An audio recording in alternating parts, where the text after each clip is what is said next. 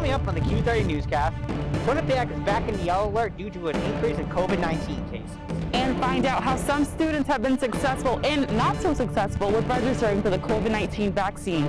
Plus, how the Hamden Police Department is cracking down on texting and driving. All that and more on the Q30 Newscast.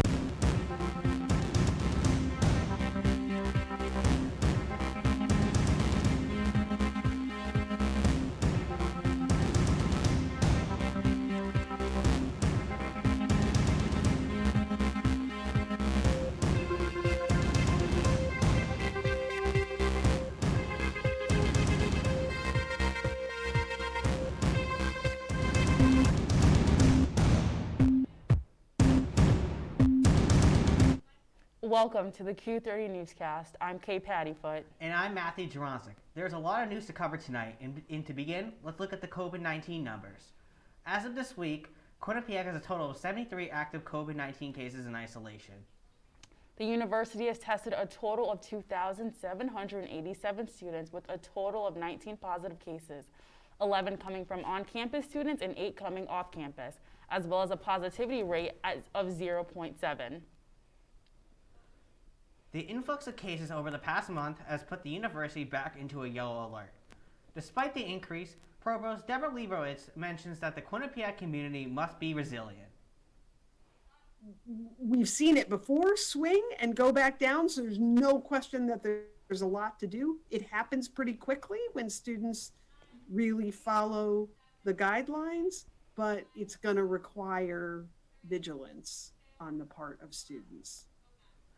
The last time the university was in this position was on January 31st. The town of Hamden and Mayor Kurt Lang announced that the month of April as Vaccination Month.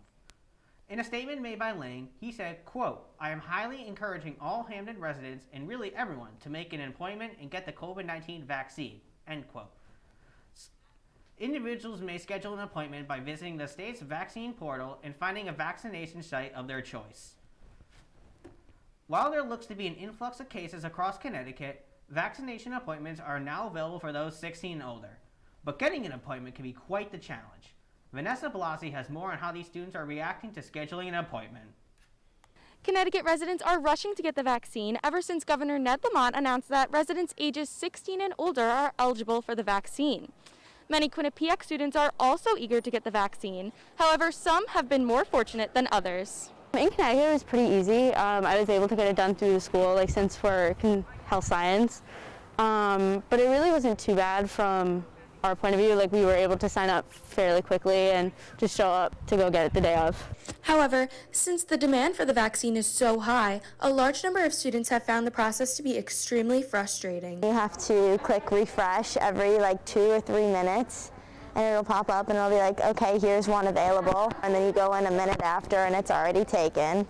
It's kind of like with the PS5 when that whole thing came out and you couldn't find it. It would go away in a minute on Walmart or Target or whatever. Some say that Quinnipiac should help students in this process to promote a safer campus environment. It was really stressful. I really think the school should be doing something about it. They should open a clinic and we should be able to get COVID tests here, what some of the other universities are doing, instead of driving an hour and 20 minutes to go get one. Despite the challenges, students are still encouraging their peers to get vaccinated as soon as they can to help bring campus life back to normal.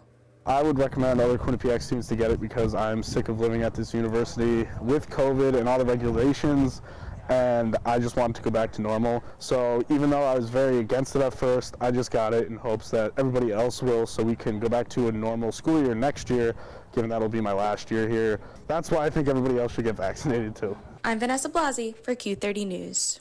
Residents over the age of 16 can now make an appointment for their COVID-19 vaccinations, which means more clinics will be opening around the state, maybe even at Quinnipiac University. John Morgan said in a quote, "We are exploring the possibility of hosting a vaccine clinic on campus for our students before the semester ends on May 7th. We expect to have more information over the next few weeks," end quote. Now, if you haven't made your appointment yet, there might be a chance you can get vaccinated on campus before you go home. Since the decision was made for students to continue their lawsuit against Quinnipiac University, Luca Trion asked some students how they felt about this lawsuit and what this could mean for them if it goes through. Quinnipiac University is known for many things, like a law program that attracts many students each year. But in the past few weeks, the university has been on the receiving end of a class action lawsuit. The lawsuit was brought against Quinnipiac University by 2 students and 2 parents, accusing the school for a breach of contract, unjust enrichment, and a failure to issue tuition and fee refunds to students after school moved online in spring 2020. Many universities across the United States are facing similar trials, but for Quinnipiac's case, the court judge has dismissed part of the class action lawsuit while also denying the university's further attempts to dismiss the entire case. In a statement given to Q30 News by Associate Vice President for Public Relations John Morgan, Quinnipiac University said, quote, "We are pleased the court agreed with our motion to dismiss because the parents do not have a standing to file." The judge also ruled it too early to determine if the students' claims are valid. The discovery process will help us illustrate that the decision to hold classes remotely last spring as the pandemic worsened was in the best interest of protecting the health of our students and the community, while enabling Quinnipiac to continue delivering excellent learning experiences and instruction, end quote. Students at Quinnipiac gave their thoughts on the lawsuit overall. I agree with it. I think definitely tuition should have been at least marked down a little bit, and even now meal points don't carry over to next year, which kind of sucks. I wish I was a part of it. I think it's smart, and I agree with what they're saying. Like, they're kind of still taking advantage of us, and they're taking our money, and we're not getting the full experience that we were paying for in the past. The lawsuit is still in motion, and a final result has yet to be determined. For Q30 News, I'm Luca Triant. April is Sexual Assault Awareness Month, and there are many events students can go to this week and learn more. Vanessa Blasi spoke to the new Title IX coordinator, David Kortek, about how these events are bringing awareness to students. Let's really focus in on what the issue is, which is that sexual violence does affect our communities. It impacts lives in a negative way. And so we want to come together as one voice to acknowledge that there are people in the community who have been victims, who have a journey to go through as a result of being, a victim.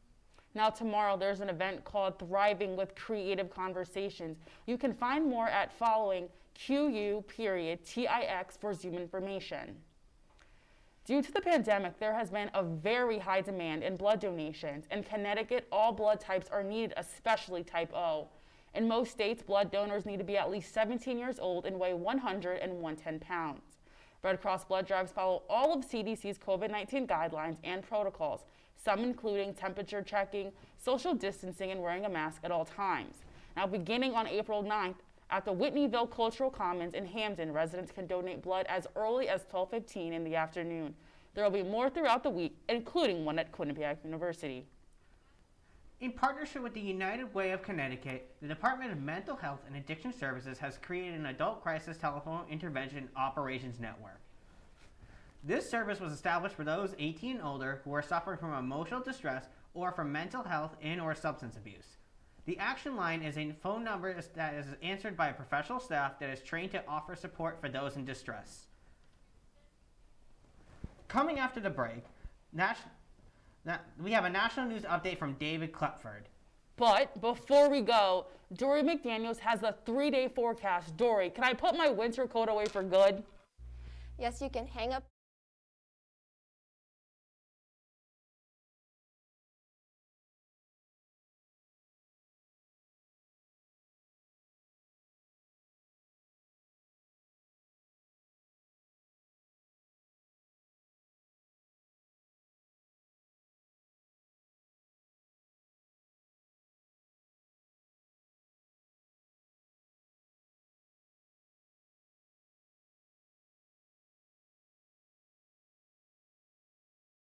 Honey, what I think you need is a socket wrench. I played JV basketball. I'm sorry. I don't think it looks right. This is good, and it's all good, baby. Is it really all good?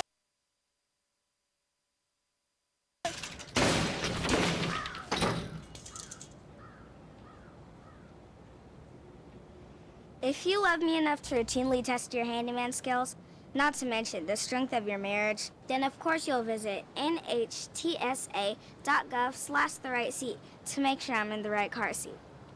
I'm gonna call my dad. I think it's just vapor with flavor. It won't hurt my kid like cigarettes, right? Vaping is safer than smoking, isn't it? There's really not even that much nicotine in them, right?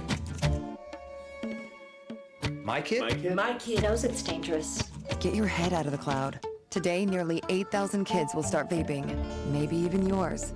Learn about the dangers at talkaboutvaping.org. I don't think that many kids in my son's school even do it. He makes fun of his friend who vapes. He would never try it. She's into soccer. She's on the honor roll. She's just not the type.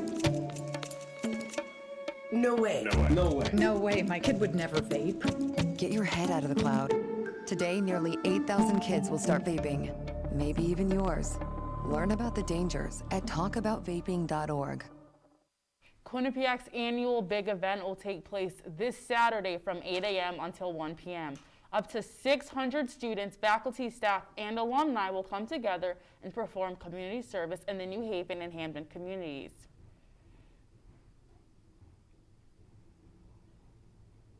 Now, due to social distancing and Quinnipiac guidelines, this year's teams are based on family units, and capacities at sites have also been reduced. Quinnipiac students will be shaving their heads to give back to a national charity. The St. Baldrick's Foundation is committed to raising funds to find cures for children with cancer. One student, Emma Morales, who is a junior here, will be shaving her head for a second year.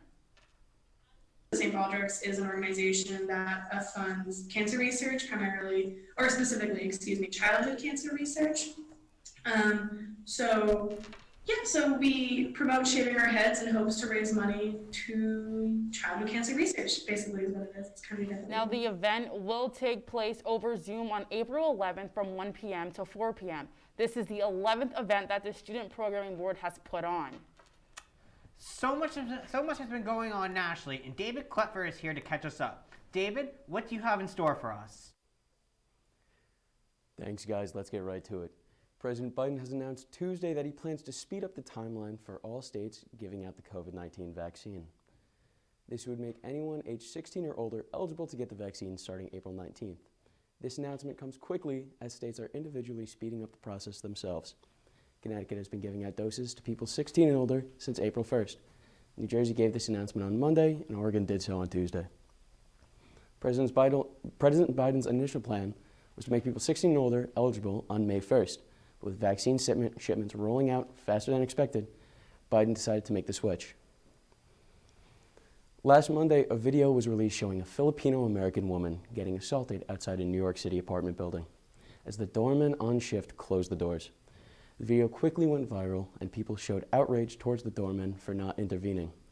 Their assault was the most recent incident in an increase in violence against Asian Americans. It has been announced that the two doormen seen in the video have thus been fired because they failed to follow the building's emergency and safety protocols. With every state giving out doses of the COVID-19 vaccine ranging from 1 dose to a quarter of the population, some states are eyeing the option to bring life back to normal. California could open up as early as June 15th, though that could change depending on how many doses of the vaccine are given out. With hospitalizations due to COVID-19 low, the state of California feels it is ready to open up movie theaters, restaurants, bars, and more to start bringing life back to normal like it was before the virus.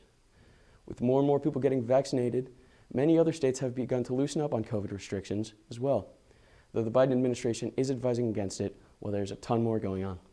That is all I have today. Thank you. Back to the desk.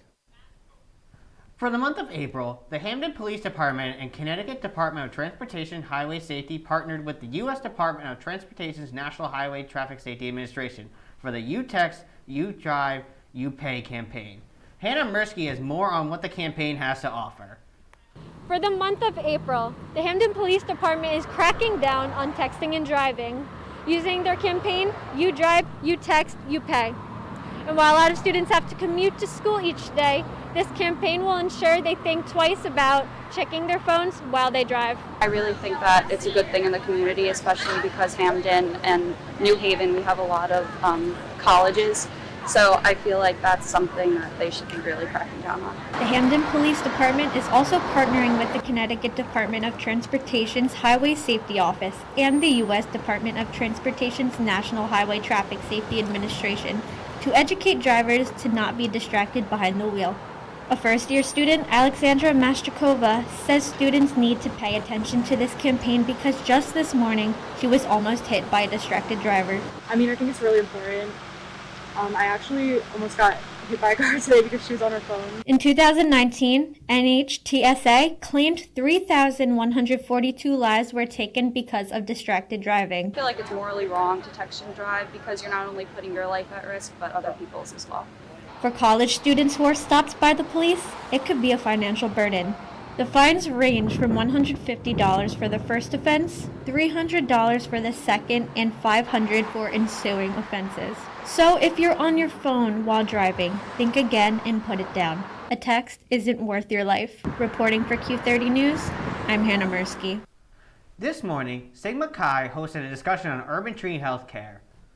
The lecture was led by Dr. Susanna Chiaro, an assistant scientist of the Connecticut Agriculture Experiment Station.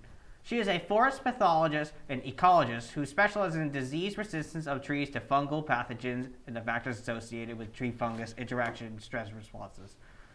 Dr. Chiaro's current research with the experiment station looks to apply information on molecular, chemical, and cellular stress signatures to develop management strategies to reduce distress and support tree health.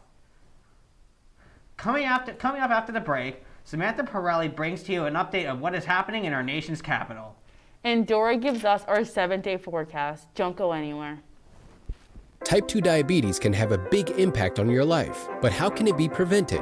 Well, the first step is knowing if you have prediabetes, a serious medical condition that puts you at high risk for type 2 diabetes. 1 in 3 American adults has prediabetes, but more than 80% don't know they have it. The good news is, prediabetes can be reversed, and for many people, healthy changes in their daily routine can make a big difference. Take the 1-minute risk test today at doihaveprediabetes.org.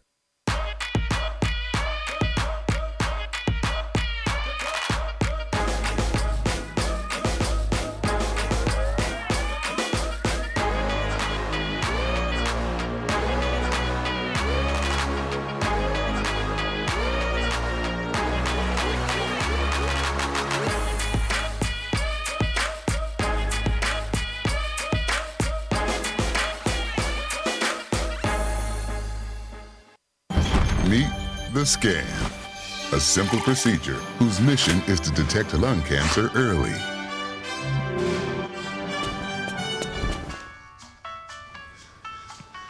I'm here to save you!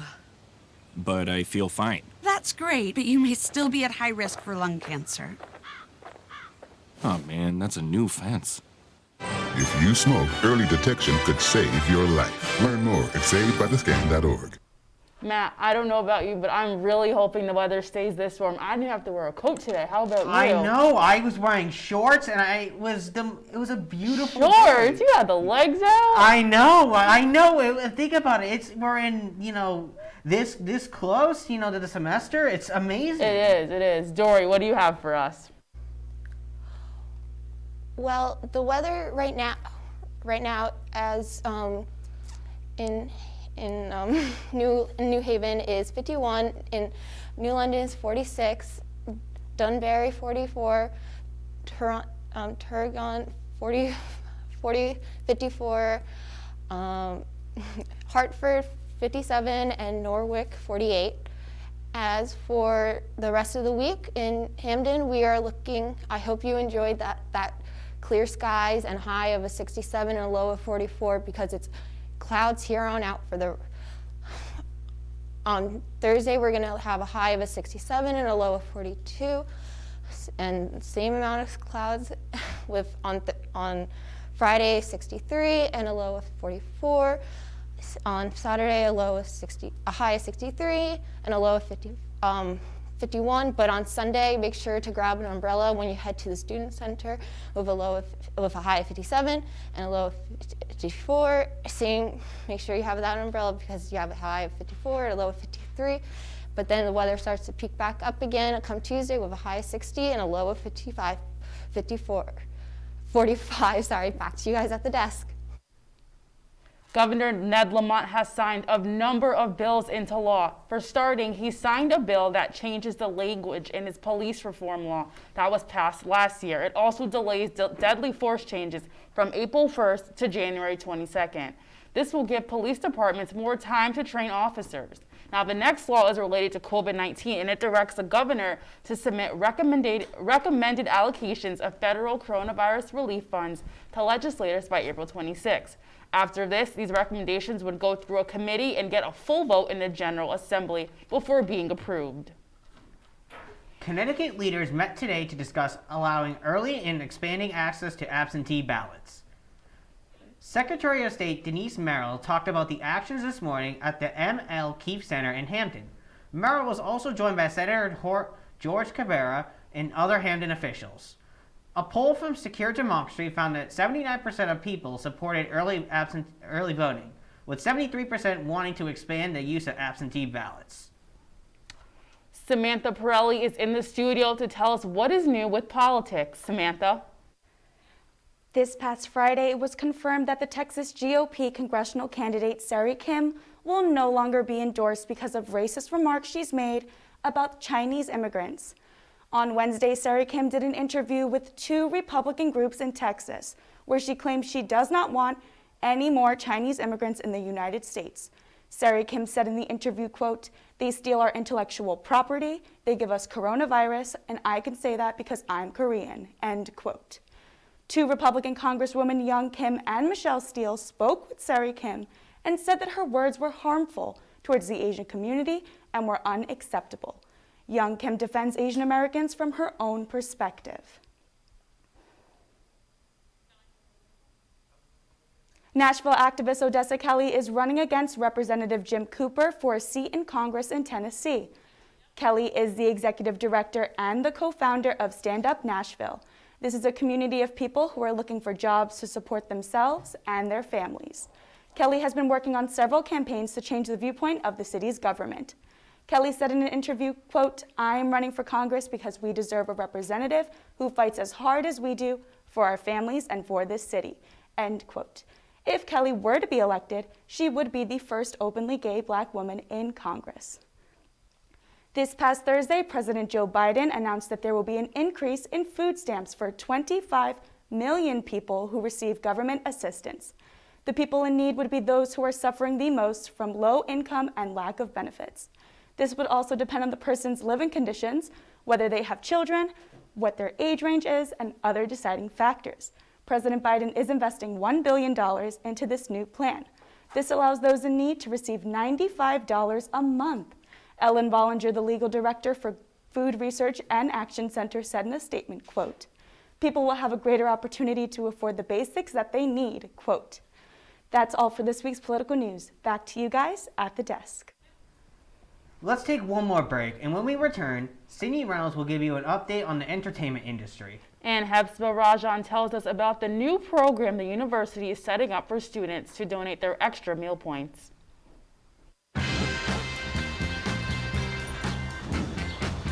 When we adopt a shelter pet, we discover they're a unique mix of all kinds of things. Come on, Jules, spot on this last one.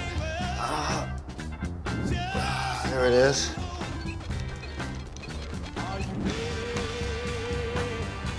Keep going with it. Leo! They're a little bit of a lot of things, but they're all pure love. I know what you're thinking. I need a job. I need a new career. Well, I've been there. I've been there. I've been there. I wasn't happy with what I was doing. After high school, I didn't have a plan. I just wanted to start working. I got laid off twice, but you gotta keep going. You just need the right skills. Find an apprenticeship. I found a 2-year IT program. I found a medical course online. I'm now a consultant in the tech space. You have more options than you think. You can do this. You will find something. You will find something new.